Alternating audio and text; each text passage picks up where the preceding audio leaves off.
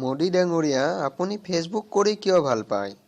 আপুনি যে দিনে ৰাতি ফেচবুককে থাকে, ইয়াৰ কাৰণটো কি আমাক ভালদৰে বুজাই দিবনে আপুনি?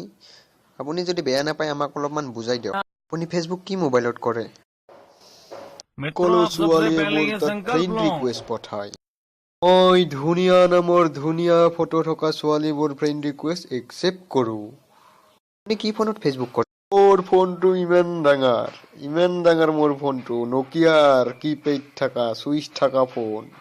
সেইটোত মই ফেচবুক কৰোঁ। বহুত মজা আছে ফেচবুক কৰি সেইটোত। মোৰ ফ্ৰেণ্ড লিষ্টত আপিত বাহিৰে কোনো এটা আপা নাই, চব আপিয়েই। আপিত বাহিৰে মোৰ তাতে বেলেগ কোনো নাই, তিৰিও নাই কিন্তু। আপুনি কোনোবা ছোৱালী বা তিৰিক মেছেজ কৰেনে? কৰে যদি কওকচোন। মই মাত্ৰ এটা আপিকেই মেছেজ কৰোঁ, বেলেগ কাকো নকৰোঁ, এটাকেই। আপুনি ছোৱালীবিলাকক লগ কৰিব যায়নে ডাঙৰীয়া? বহুত জাগাত গৈছোঁ মই লগ কৰবা।